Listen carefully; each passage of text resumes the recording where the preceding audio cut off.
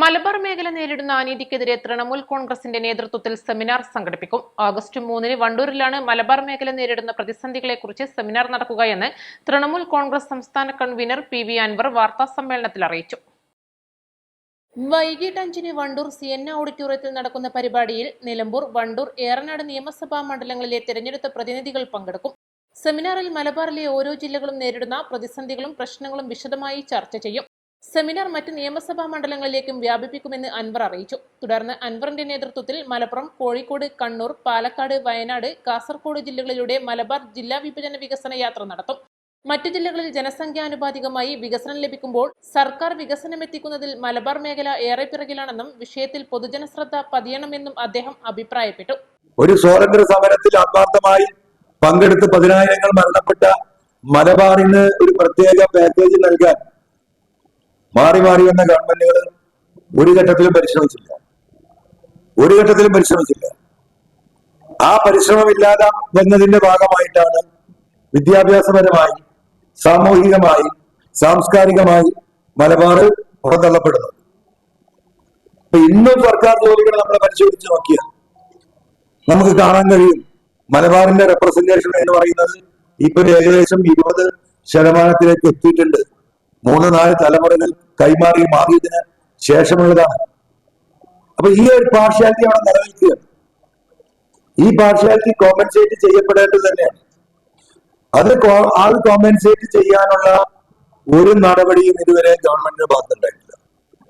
അപ്പൊ ജില്ലകൾ വിഭജിക്കുന്നതോടൊപ്പം ഞങ്ങൾ ഉയർത്തുന്ന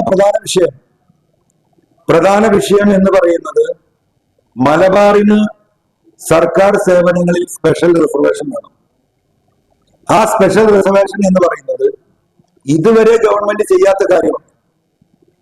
ഇപ്പോഴും ഈ നിൽക്കുന്ന മലബാറും കൊച്ചി, തിരുവനന്തപുരമായി നിൽക്കുന്ന ഈ പാർഷ്യാലിറ്റി മാറ്റി ഇവിടുത്തെ മലബാറിലെ ജനങ്ങൾക്കും സർക്കാർ ജോലിയിൽ ഒരു പരിധി വരെയെങ്കിലും അവരെ ഒപ്പമെത്തണമെങ്കിൽ മലബാറിന് റിസർവേഷൻ ആവശ്യമാണ്. പ്രതിപക്ഷ നേതാവ് VD സതീശനെ കുറിച്ചും മലപ്പുറം ജില്ലയെക്കുറിച്ചുമുള്ള വർഗീയ പരാമർശങ്ങൾ പിൻവലിച്ച് വെള്ളാപ്പള്ളി നടേശൻ പൊതുസമൂഹത്തോട് മാപ്പ് പറയണമെന്നും PV അൻവർ ആവശ്യപ്പെട്ടു.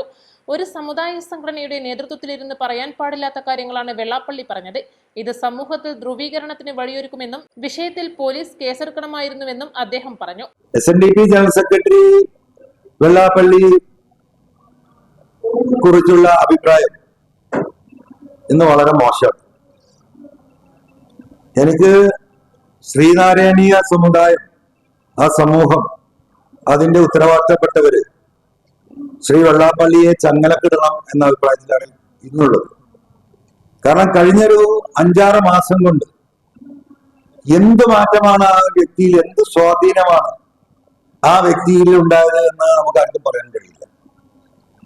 എന്തൊരു വൃത്തികെട്ട ഭാഷയിൽ കേരളത്തിലെ പൊതുസമൂഹത്തിന് ചിന്തിക്കാൻ കഴിയാത്ത അത്രയും അറപ്പുളവാക്കുന്ന ഭാഷ ഉപയോഗിച്ചുകൊണ്ട് ഒരു സമൂഹത്തെ, ഒരു സമുദായത്തെ, ആ സമൂഹവുമായി ബന്ധപ്പെട്ട മനുഷ്യരെ, അതിന്റെ നേതാക്കന്മാരെ ഇത്ര വികൃതമായി പച്ചയായിട്ട് വർഗീയത പറയുന്ന ഒരു വ്യക്തി, ഒരു തൊഗാടിയ പോലും ഉണ്ടാവില്ല, മറ്റൊരു ടീച്ചർ ഉണ്ടായിരുന്ന, അവര് പോലും പറയാൻ അറച്ച വാക്കുകളാണ് വെള്ളാപ്പള്ളി കഴിഞ്ഞ 5-6 മാസങ്ങളായിട്ട് കേരളത്തിലെ പൊതുസമൂഹത്തോട് വിളിച്ചു പറഞ്ഞുകൊണ്ടിരിക്കുന്നത്. എന്താ പ്രതിപക്ഷ നേതാവിനെ കുറിച്ച് പറഞ്ഞു? എല്ലാ അതിരുകളും ലംഘിച്ചില്ലേ?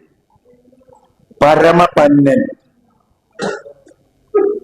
കേരളത്തിലെ ഒരു പ്രതിപക്ഷ നേതാവിന് അദ്ദേഹം ചാർത്തിക്കൊടുത്ത പേര് പരമപന്നൻ അല്ലേ പറഞ്ഞു? ഭക്ഷണം കഴിക്കുന്ന ഏതെങ്കിലും ഒരു കോൺഗ്രസ് നേതാവ് കേരളത്തിൽ ജീവിച്ചിട്ടുണ്ടോ? ഭക്ഷണം കഴിക്കണോ? ഭക്ഷണം താങ്കളാ പറഞ്ഞത് ശരിയല്ല എന്ന് പറയാൻ എന്ത് ത്രാണിയില്ലാത്തത് ഇവിടുത്തെ കോൺഗ്രസ്സുകാർക്ക്? KPCC പ്രസിഡന്റ് വേണ്ടിയോ? ഈ പറയുന്ന വലിയ കോചരാജാക്കന്മാരായ ഒരുപാട് നേതാക്കന്മാരുണ്ടല്ലോ. ഒരാള് പറഞ്ഞോ വെള്ളാപ്പള്ളി നിങ്ങളാ പറഞ്ഞത് ശരിയായില്ല?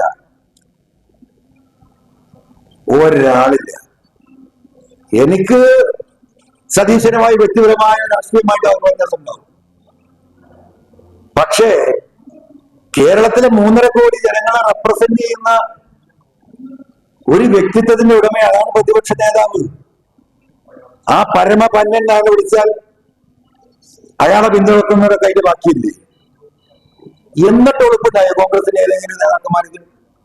എനിക്കത് സങ്കടം തോന്നി സത്യത്തിൽ. എന്നിട്ട് അദ്ദേഹം തന്നെ സ്വയം തന്നിട്ട് പ്രതിപക്ഷ നേതാവ് ഇതിനെ പ്രതിരോധിക്കേണ്ട ഒരു ഗതികേട്. അപ്പൊ ഈ തരത്തിൽ വർഗീയവാദം പറയുന്ന ആളുകളോട് നോ എന്ന് പറയാൻ പോലും ഇവിടെ ത്രാണിയില്ല. അപ്പോഴാണ് ഇവിടെ മലപ്പുറം ജില്ല വിഭജിക്കണം, മലബാറിന് റിസർവേഷൻ വേണമെന്ന് പറയുമ്പോ പറയുന്നതിന് മുമ്പ് വെട്ടാൻ വരും. വരട്ടെ, നമുക്ക് നോക്കാം. അപ്പൊ ഈ രീതിയിൽ വർഗീയവാദികളെ വളർത്തിക്കൊണ്ടുവരികയാണ്. അത് അംഗീകരിച്ചു കൊടുക്കാൻ കഴിയില്ല.